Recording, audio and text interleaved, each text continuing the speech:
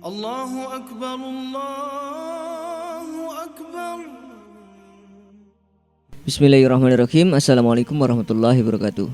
Dalam Islam, janji adalah sesuatu yang sangat dijaga selama janji tersebut tidak bertujuan untuk berbuat dosa dan ingkar kepada Allah Subhanahu wa taala.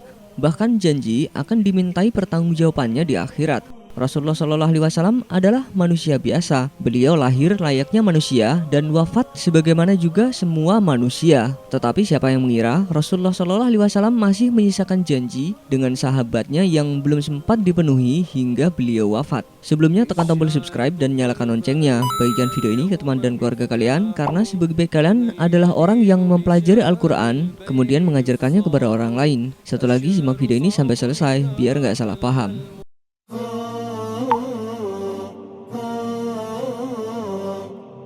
Meski Rasulullah SAW merupakan manusia biasa, namun sang pembawa risalah ini memiliki kepribadian dan karakter yang berbeda dengan manusia lainnya. Beliau dipilih Allah Subhanahu wa taala untuk menyampaikan pesan serta panutan utama bagi setiap muslim dalam akhlak, ilmu, dan agama. Namun Rasulullah SAW ternyata masih menyisakan janji kepada sahabatnya yang belum sempat ia penuhi sebelum wafat. Rasulullah SAW sempat menjanjikan sebagian harta jizyah dari Bahrain kepada sahabatnya, yaitu Jabir bin Abdullah radhiyallahu anhu.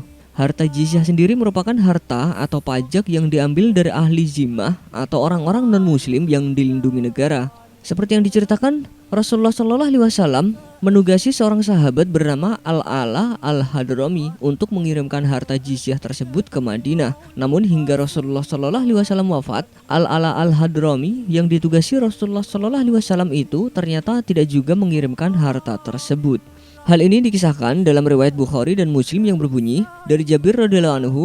Ia berkata, Nabi Muhammad SAW pernah berkata kepadaku, kalau harta dari Bahrain datang, aku akan berikan kepadamu segini, segini, segini. Harta dari Bahrain itu tak kunjung tiba hingga Rasulullah SAW wafat. Ketika harta itu datang, Khalifah Abu Bakar radhiyallahu anhu berseru, siapa yang pernah terikat janji atau piutang dengan Rasulullah SAW, silahkan datangi kami.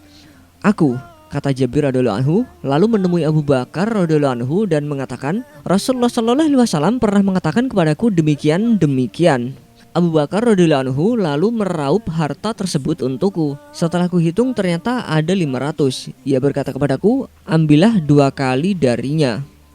Dari cerita tersebut, keteladanan yang dilakukan para sahabat Rasulullah SAW dan apa yang dilakukan oleh masyarakat terkait jenazah tidak berlebihan, karena pemenuhan janji sesama manusia akan terbawa meski yang terlibat telah wafat. Sebagaimana yang tertuang dalam Al-Quran surat Al-Isra ayat 34 yang artinya, tepatilah janji karena janji itu dimintakan pertanggungjawabannya.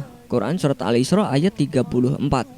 Oleh karena itu, sangat penting memberikan pengumuman di masjid tentang masalah utang piutang dan masalah muamalah lain yang berkaitan saat menyolatkan jenazah, sehingga bisa berurusan langsung dengan pihak keluarga terkait. Hal ini sejalan dengan pengalaman hadis Rasulullah SAW yang berbunyi dari Abdullah bin Amr bin As radhiyallahu anhu. Rasulullah SAW bersabda, jika ada 4 tanda ini pada diri seseorang, maka ia seorang munafik murni. Siapa saja yang terdapat salah satu tanda ini padanya, maka unsur kemunafikan ada padanya hingga ia meninggalkan tanda tersebut. Jika diberikan amanat, ia mengkhianatinya. Jika berbicara, ia berdusta. Jika menyepakati perjanjian, ia melanggarnya. Jika bertikai, ia melakukan kebatilan. Hadis riwayat Imam Bukhari dan Muslim.